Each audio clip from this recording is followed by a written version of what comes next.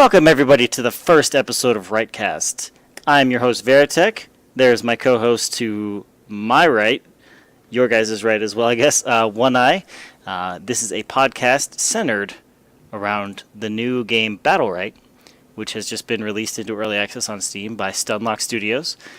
For those of you who know anything about Bloodline Champions, which was released back in 2011, this is kind of the spiritual successor to that. So I gotta say, I have a friend that gave me an early access key. It is absolutely amazing. But before we get into exactly what the game is, we'll just go ahead and give you guys a little bit of background on who we are. So you know why should you care about this podcast? Well, like I said, my name is Veritech, and along with my buddy One Eye here, we are former competitive Heroes of the Storm players. We are lifetime gaming nerds. Absolutely love stuff. I have a background in MOBAs and MMOs, trying to get more into FPSs and RTSs, but I mean it's just a lot of fun to be able to be covering Battlerite because it is an awesome title. We cannot stop playing it. I don't know about you, One Eye, but I think it's amazing. Why don't you tell everybody a little bit about who you are and how you came to find out what Battlerite is? Absolutely. So, like Veritech said, my name's One Eye, and we met back when we both did competitive Heroes of the Storm.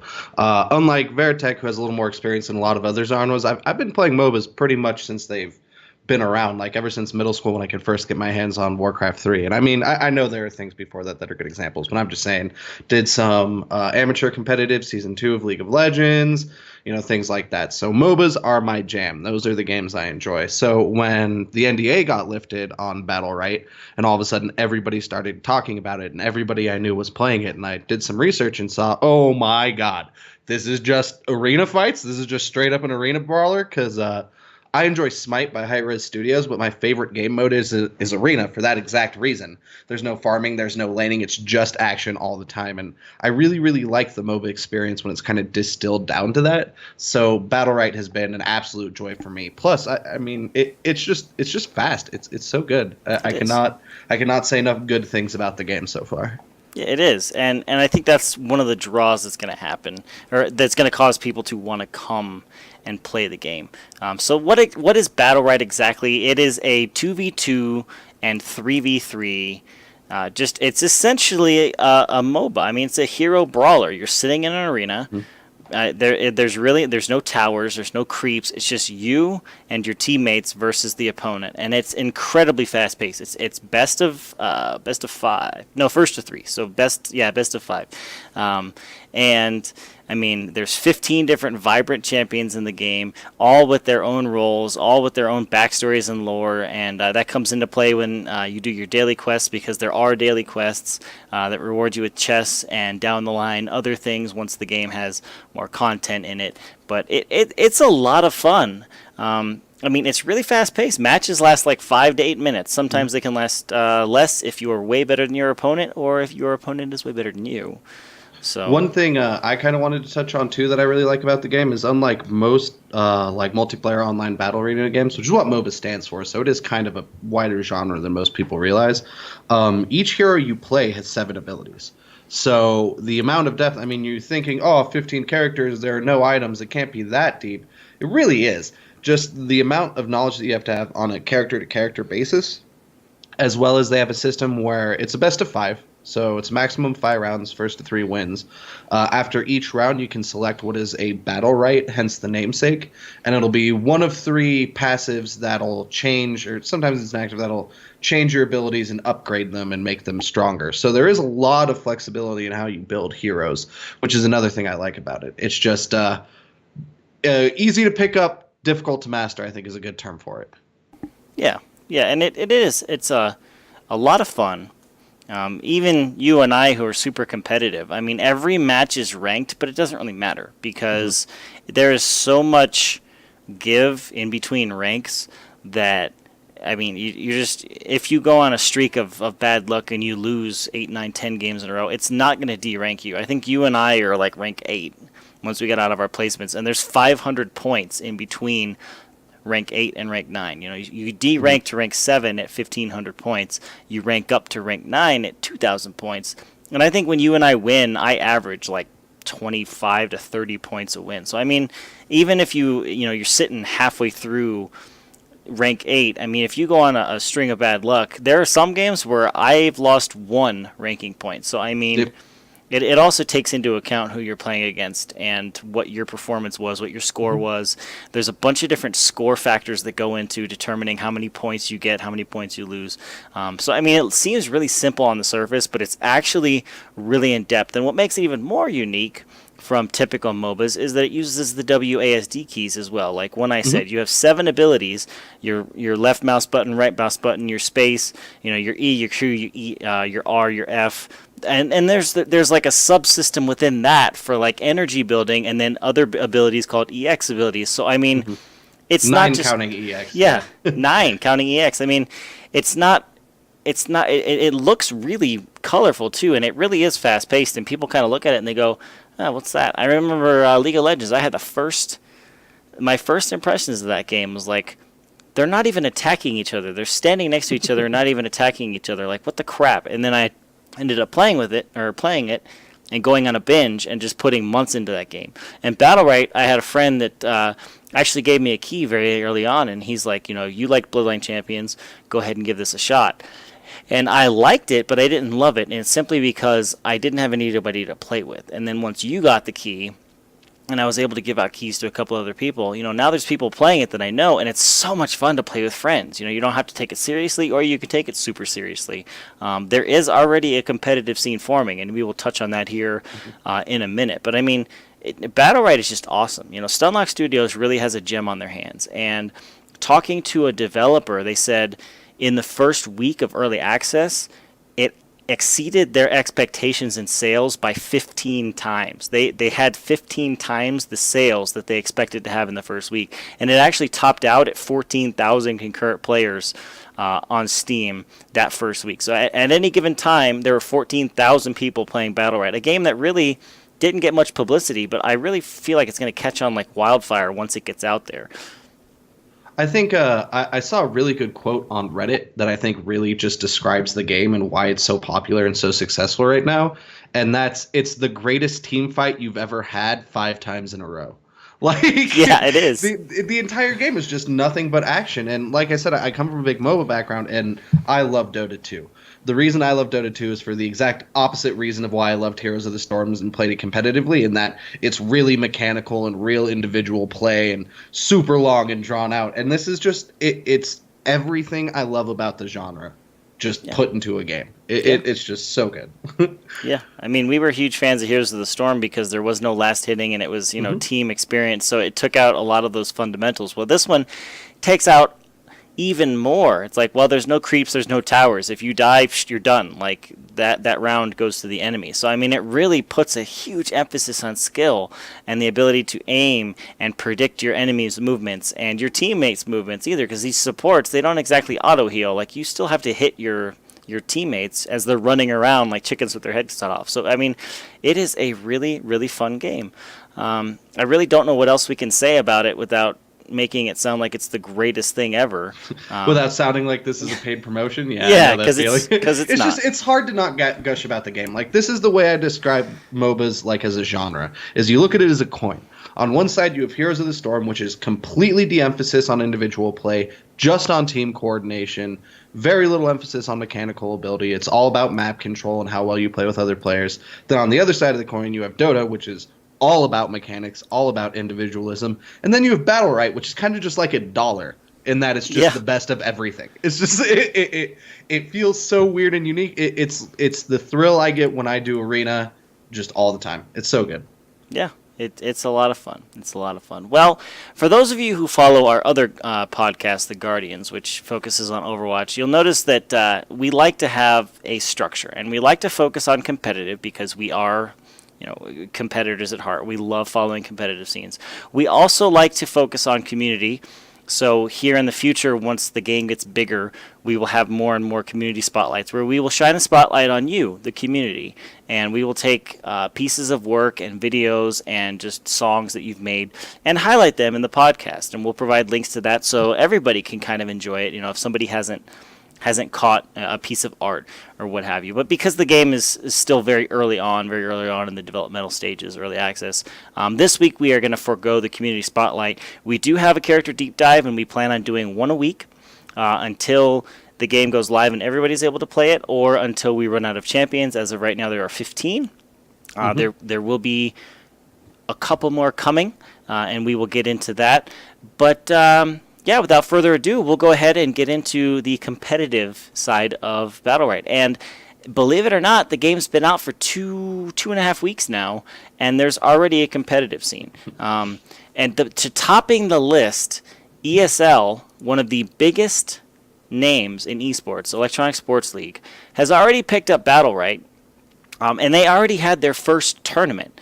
It happened this past Saturday, and unfortunately, I don't have the results at my fingertips, and I will try and make sure to get more results in the future. But the Battlerite Open Early Access Cup happened this past Saturday. It was EU only for right now because ESL is an EU organization. But that's really exciting. I mean, ESL's already picked up Battlerite, and it's only in early access. So that's really promising for the game, because usually when ESL picks up a game, or they close in or hone in on a game, it kind of takes off. And there have been a couple exceptions to that where it really didn't grow. But I really think Battlerite has the potential to grow. So ESL picked up Battlerite. That's awesome. Also, there has been a series going on called the Masters of Bacon Battlerite qualifiers. And the online qualifiers, they've already had 2.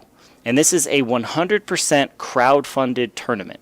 The prize pool is currently up over $1,400. The registrations are on for the 3rd Masters of Bacon, and that is over. You can watch that twitch.tv/Masters of Bacon. They usually happen on Sundays, so the last 2 Sundays have been a Masters of Bacon event, and they're pretty good. They're grassroots. Obviously, like with our podcast right now, you have to start somewhere, but they have good casters. They really seem to know a lot about Battlerite, and kind of at the ground floor of why you should care about that, it's Battlerite. It's competitive Battlerite. It's the quote-unquote highest levels. It's about as high as you can get right now. So Masters of Bacon online qualifiers are going on. If you're interested in competing in them, go click on the link. It's on Reddit, or you can just search Masters of Bacon. You can go to the Twitch TV link, Masters of Bacon. They have a link to the qualifiers, and you can check it out there. Also, there's a weekly EU tournament called Battlerite Brawlers, which is going to be kicking off the 12th of October. It is for Europe only, but they are planning on expanding out. The first week is going to be the 12th of October. The second week will be on the 19th. The third week will be on the 26th of October. And then also, in terms of leagues, the Battlerite League has been announced, and it's organized by Battlerite.co. It's a 2v2 tournament, which is going to be really interesting to follow along, because a lot of us, and I think one I can agree, 2v2 is a lot of fun, but 3v3 is kind of where the game really shines. So that is going to be kicking off November 1st. There's been no prize pool announced. It is both North America and Europe. So make sure you follow along Battlerite.co and sign up if you have a team, if you have friends that want to compete in that. Go ahead and do that. And then finally, there was a Streamers Cup that happened, the Tasty Fish Streamers Cup. It happened the end of September on the 24th. It had a $1,500 prize pool. Not many people heard about it. I know I didn't watch it until after I saw some of the VODs. Now, why should you care? If you guys are fans of any of the other competitive environments, competitive titles, some of the contestants were Kai Kai and Debet, who are from Cloud9. They are professional Overwatch players. Aki and Admiral Bulldog, who are Dota 2 personalities. Tosan, who's a WoW streamer. Lassis, who is a Team Dignitas streamer. Chainer Fails, a Diablo 3 streamer. I mean, it was like, there's all these names are like, yeah, we'll play Battlerite in this tournament, $1,500, whatever. It was a lot of fun. It was a lot of fun to see, because these guys that you normally see just wrecking people at the highest levels, we're playing Battlerite. And I mean, it's a totally different feel when you get into the game and you're playing around. Like, it took me quite a few games to actually get used to it, because with MOBAs you're used to clicking around, click, click, click, click, click, click, and then you're using your QWER, or with Paragon is a little bit different in terms of MOBAs. But this one's even completely different.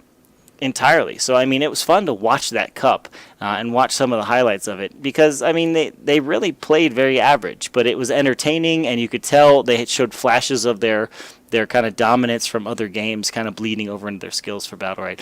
But that's I mean that's a pretty vibrant competitive community right now. And I know that One Eye, you're going to have some insight more onto Masters of Bacon and the meta.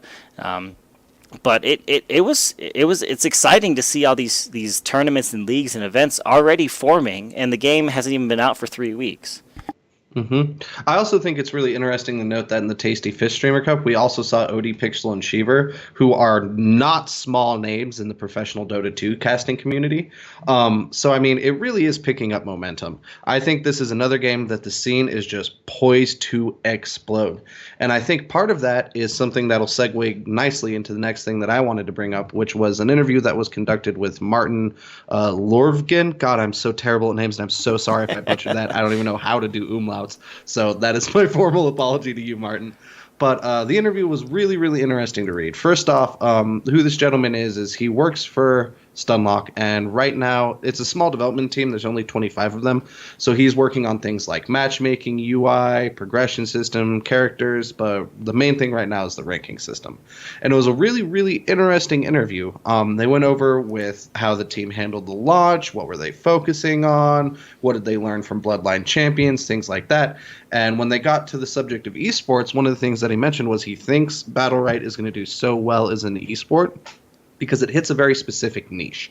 Like if we look at a game like League of Legends that has a 3v3 mode, which I personally enjoy a lot, there's no real competitive scene around it. You know what I mean? It generally is like one map, one mode, with the exception of Heroes, but that's like a whole other basket. You know what I mean? Yeah. So the point he brought up is there is no market for like a 2v2, 3v3 arena fighter. Like it's untapped. There's no real competition there for them. So not only does the game stand out because it's fast-paced and unique and has, you know, really complex characters, but it also stands out because it's pretty much the only one in its field right now.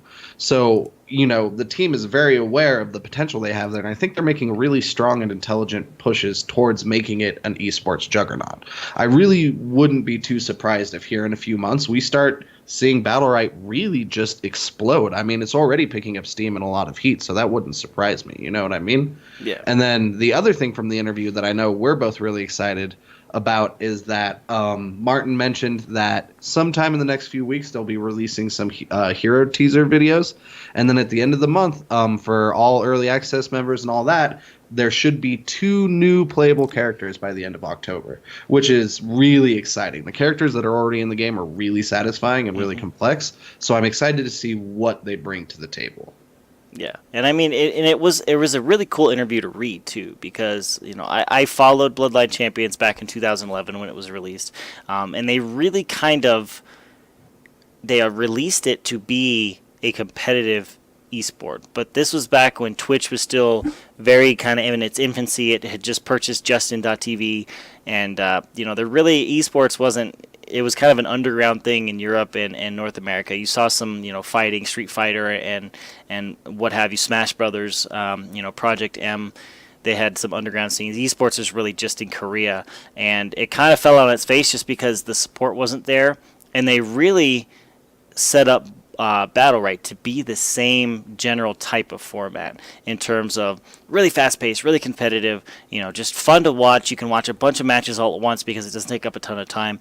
And one thing that Martin actually did say in the interview is whereas some companies like Riot and Valve like to take their titles and they create their own official leagues of sorts, the Battlerite Stunlock Studios team wants to sit back and wait to see what the community does with it. And I think they're already very pleased because in the Battlerite Discord, Masters of Bacon is already getting heavy publicity, and there's some other events in that Discord that are just getting a ton of publicity, and there's a ton of people super excited. And if you go to the streams channel on Discord, there's a ton of people already streaming the game. Hafu, a big Hearthstone player, she was streaming Battlerite the day it was released. I mean, people are just going gaga over Battlerite. So I really think it's a matter of time before you start seeing these big prize pools. because esports have come a long way in the last 5 years since Bloodline Champions. So, I mean, the interview was really good info. I picked up on the 2 new heroes by the end of October because I like new things. And not to discount the current 15 champions because they are a ton of fun. But I'm really interested to see what they got up their sleeve because, I mean, if the 2 new characters are anything like the current 15, they're just going to be completely unique and a ton of fun to play. It's true. And then also, I forgot to mention it, so I did want to say it real quick. If anybody wants to look up the interview, it was by Peter Van Hulst over on Twinfinite. So if you want to check out the interview, that's the place to head over and read it. It really is. It's some good journalism. So if you're interested about the game, I highly recommend reading it. Yeah, and it's not a super long interview. So I mean, just kind of read it while you're out and about, or just whatever. It's got a lot of good information, and you hear it directly from the horse's mouth. So that's really good. There is some interesting stuff before we get off the topic of competitive. You found something on the top 500 ranked players and their pick rates, and it's interesting because we are not the top 500 players. No. So we see very different things. And looking at this infographic, it was very interesting to see. Granted, the most picked character doesn't surprise me a lot because she's my favorite support. But there's busted. Yeah, and she's busted. But there's a lot of other characters I'm really surprised about, and you kind of unearthed this, and you can kind of talk about it a little bit, but I kind of wanted to highlight it as well. Yeah, so I was able to head over on Reddit and find this post that highlighted the top 500 ranked players and what heroes they're remaining. And this was posted by, oh god, this is horrible, Inglip Resummoned, I believe is how you would say that. And what's interesting about it, if you check it out, is that Paloma, who Veritech was alluding to, who's a support character, is overwhelmingly the most mained hero.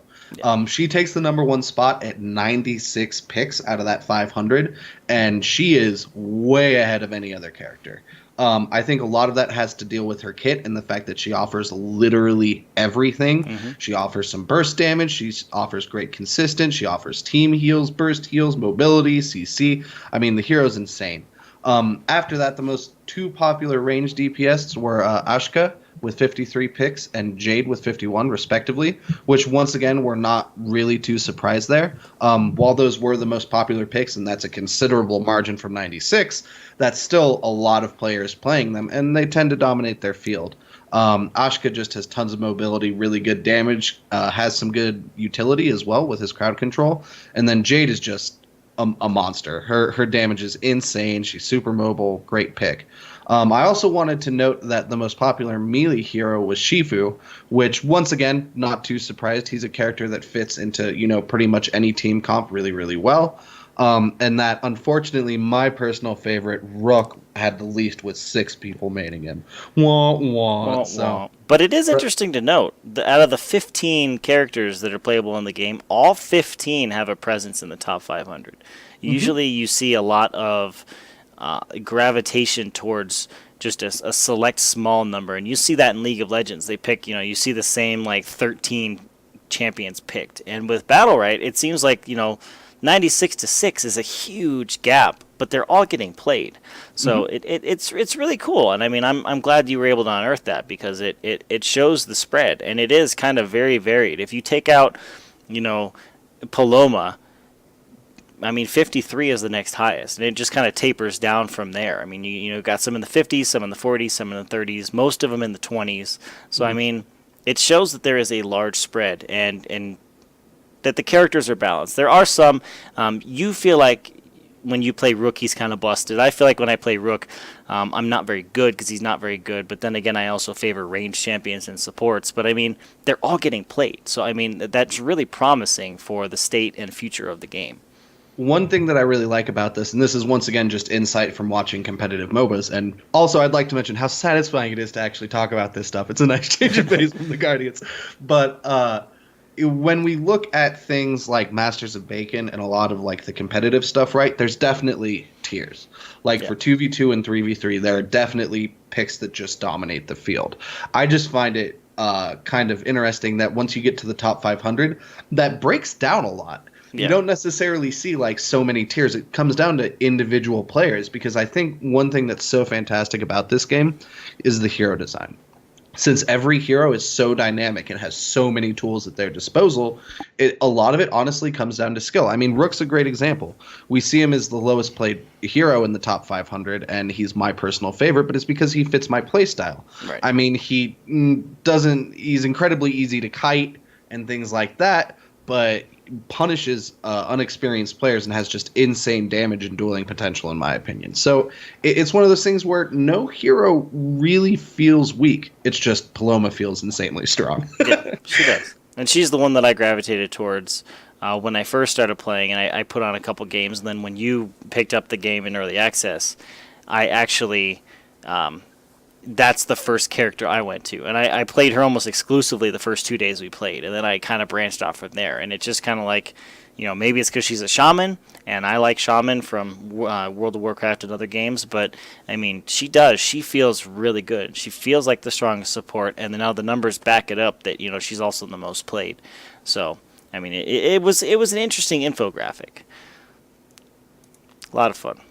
And Battlerite's a ton of fun. Well, like I said, we're going to try and do a hero deep dive or a character deep dive every single week. And our first character, and it seems only right because she is the one you play in the tutorial, is Jade. Now, Jade is a ranged damage dealer. And I'm going to go ahead and let you read the abilities because she's got EX abilities, and I'm still not 100% sure because I really, for the longest time, didn't even know EX abilities were activatable. I just knew that they were in the info screen. So you can go ahead and cover her, and then we'll kind of go over her, what we think are her personal strengths and weaknesses, and kind of how we feel about how she fits in the game. Yeah, absolutely. So, like Veritech said, Jade is a ranged damage dealer who prefers guns, pistols, and rifles, things like that. And the way the game works is when you use your abilities and they land on characters and things like that, you generate energy. So when you play a hero, they'll normally have one base ability that costs 1 point of energy, an ultimate that costs 100% of your energy, and 2 EX abilities that normally cost 1 energy apiece as well. So when we look at Jade, her primary attack is her revolver shots with the left mouse button. She has 2 revolvers, which total 6 shots between them, and she can fire them in rapid succession at enemies, dealing pretty good burst damage if she's up close and if all 6 hit. Her right mouse button is an ability called Snipe, where she pulls the rifle off of her back.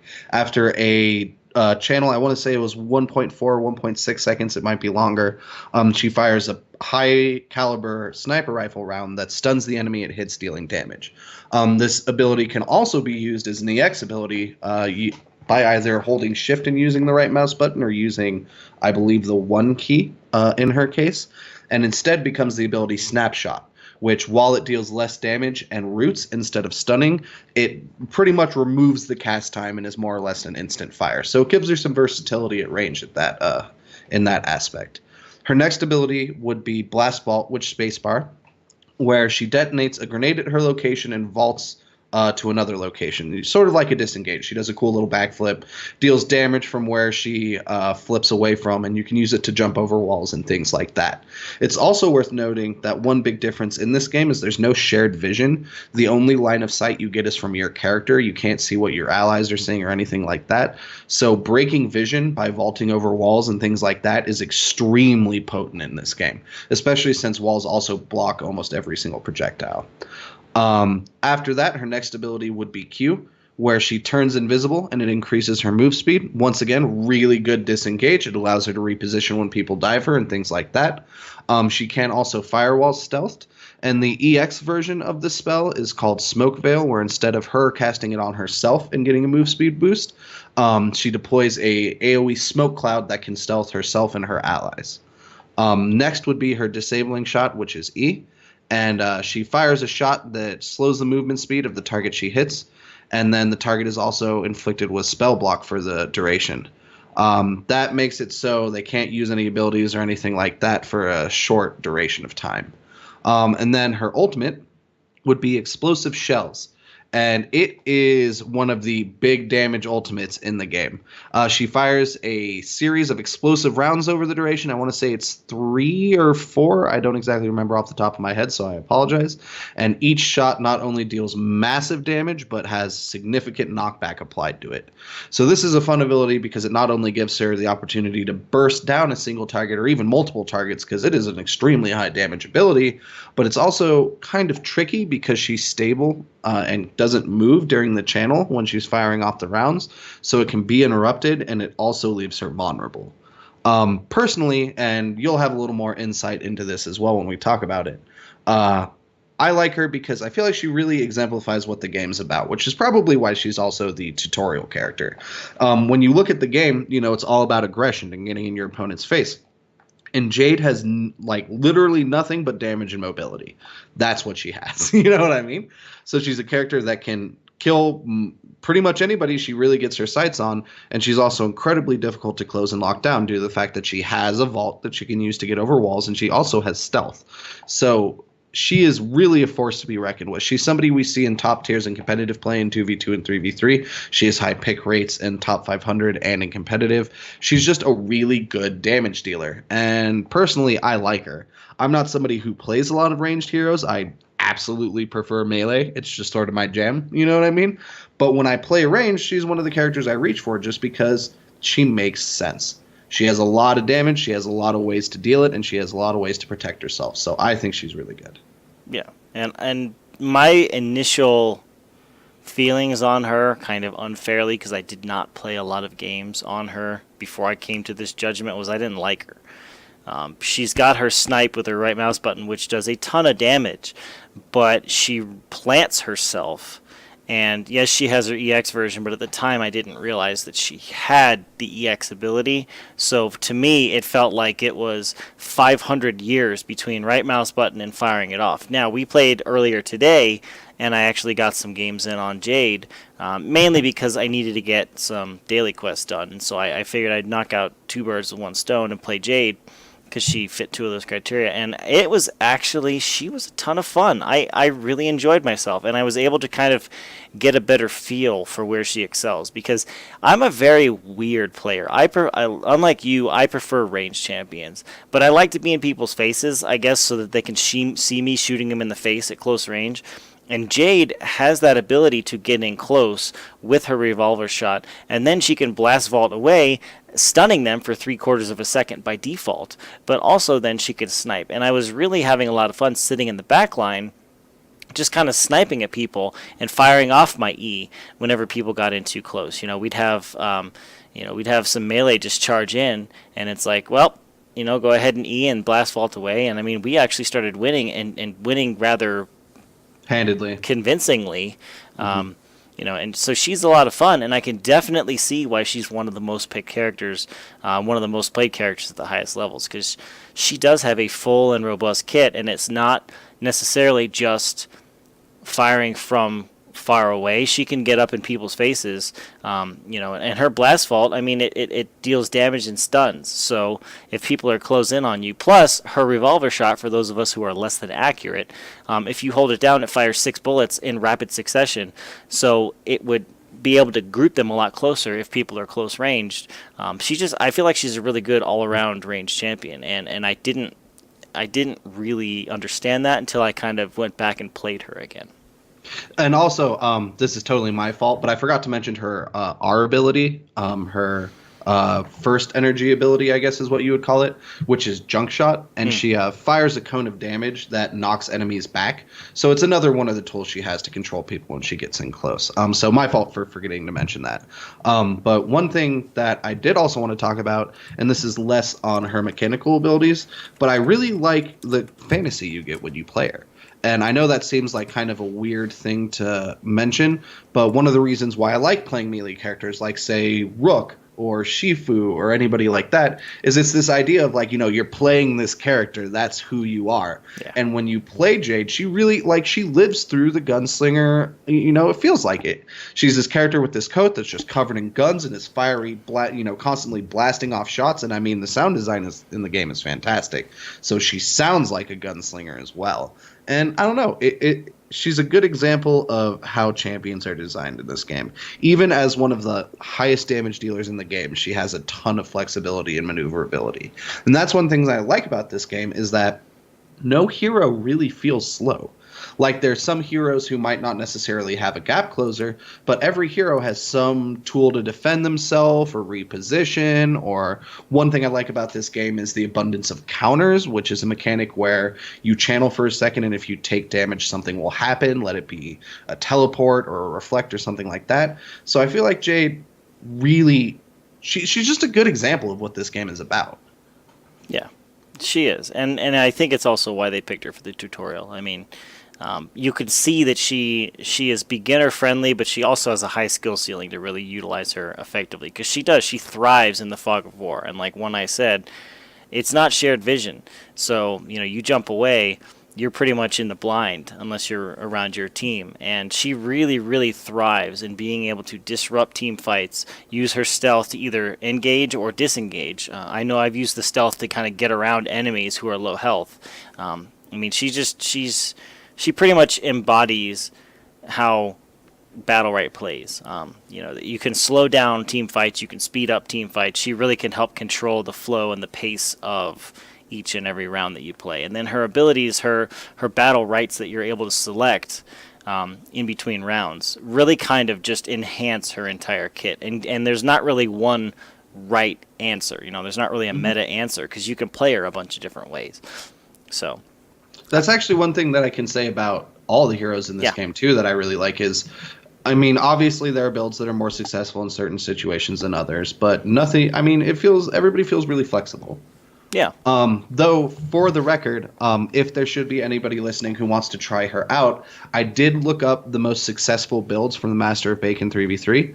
And as far as Jade is concerned, her most successful rights in order, Tier 1 is Evasion, which gives her immaterial when she stealths, meaning she can't be hit by anything while she's stealthed. Tier 2 is Through the Shadows, which increases her stealth bonus and the duration. Tier 3 is Deadly Focus, which increases her snipe damage. Tier 4 was Inspiration, which increases both energy gain rate and maximum energy. And then finally is Shrapnel, which makes it so her ult also inflicts a snare. So once again, there's not any one set build, and I highly, highly encourage that people play around with the different rights, because everybody plays different. You might find something that works better for you. But should anybody be listening and just want to know what's a good general path to try her out on, those are the most successful talents from Master of Bacon. Yeah, and I mean, it's easy to see why they were the most picked. But like I said, and One Eye agree, there's really no right way to build a character. A lot of the picks that you can get in between rounds, they synergize really well together. And we'll get into that in upcoming weeks more and more with more of the deep dives we do, and you'll kind of see a pattern of every character we cover, how it meshes really well, and how you can pick stuff that will provide more support for your team, more damage for yourself, more damage buffs for your team. There's a character I like to play. One of her abilities is whenever she uses it, it increases attack speed by 25%. So I mean, it's just a lot. There's a lot of synergy, and a lot of games, a lot of MOBAs. You don't feel that synergy just picking random characters. And with these, you can just pick 2 or 3 random people, throw them together, and really make it work really well. And Jade is one of those that she works in almost any team comp. So I mean. And she's in the tutorial, so I felt it was only right that we covered her in the first episode, because this is kind of the tutorial for RiteCast. So, yeah. Agreed. Yeah. Now, like I said, we're going to be doing more and more community spotlights. We really don't have anything this week. One Eye was able to track down something he thought was really cool. Yeah, one thing. It was a 3D printed Freya's hammer by Reddit user Dax Attacks. The detail on it's really good, and it's really cute, and it's something that I would love to put on like a Warhammer figure or something like that.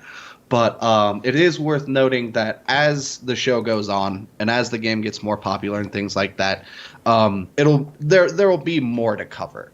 It's just at this point the game is so small and the community is still growing that it's kind of tricky to find fan content. And there's not necessarily a whole ton of it yet, but we will be showcasing more. We will love highlighting it, and we enjoy communities of games. It's something that I know personally we talk about a lot on the Guardians or wherever we've done an interview. Like the community of games like this, because we're talking about games that are just straight PvP. You know what I mean?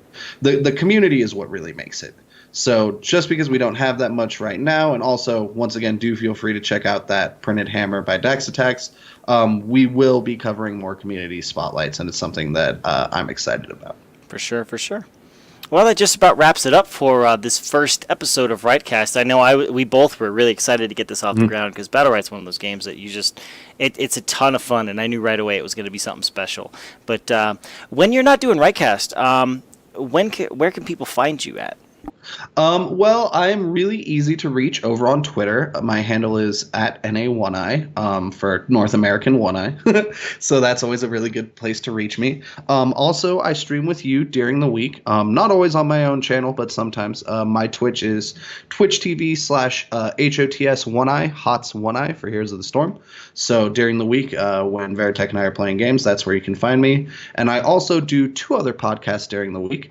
Wednesday nights, I do the Multitap podcast over at Twitch TV/Multitapped. Multitapped is a group I work with that is primarily focused on retro gaming and things like that, but it's a very large and diverse and passionate group. So when we do the podcast, the topics tend to change from video games to movies to music to we have some food episodes slotted and coming up. So feel free to check that out. It's a little bit wild. Things tend to get a little off the rails sometimes, but it's really fun to do. That's 9 p.m. Mountain, 11 Eastern on Wednesdays if you want to check out the Multitap podcast. And then on Fridays with my buddy Veritech here, we also do the Guardians over at his Twitch, which is Twitch TV/Veritech, this one that you're watching on currently. And we cover everything to deal with Overwatch. Competitive, casual, community. If it's got Overwatch, we're talking about it. So that's where you can find me. Outstanding. Yep, and I should have done this at the beginning of the show, but I totally forgot. You can follow us at RiteCast on Twitter. That's RiteCast. We will be tweeting out anything relating to the show, anything relating to Battlerite that we find awesome, artwork and whatnot, will be off of that Twitter. So follow us at RiteCast on Twitter. As for myself, it's even simpler than One Eyes. You can find me anywhere. VeritechGG, twitch.tv/VeritechGG, youtube.com/VeritechGG, because I do more than just Battlerite and Overwatch. I'm a member of an esports organization now, as of yesterday, called Astral Authority, so I'm going to be doing content creation for them on their main channel on YouTube, but they're going to be kicking it back to me, so you can find me there. And you can also find me and follow me on Twitter at VeritechGG. As for where you can find RiteCast when we're not live, because this is the first episode, I have total freedom on where I'm going to go. So we're going to go to SoundCloud, and SoundCloud will kick out the RSS to both Google Play Music and iTunes. I'm sure if you search for RiteCast, RiteCast, you will find us there. And as we build up our repertoire of episodes, we will rise higher and higher on the search results. So don't be alarmed if you don't find us on the first search, because we still are new. But we plan on doing this for the long term. And as for my buddy One Eye, who I have now 2 podcasts I host with, I am Veritech. We will go ahead and play you guys out with our intro video because it's epic. I did it myself, and although it's not that awesome in the grand scheme of things, I like it. So we will see you guys next Monday here on Twitch. For those of you who are listening not live, look for it to go up usually by Monday evenings. We haven't figured out an exact time we're going to do this at. We did this at 3:30 p.m. Mountain. It seemed like a really good time. We might move it back a half an hour. We might move it forward a couple hours. You know, we'll just have to see. But for now, go ahead and enjoy our intro vid.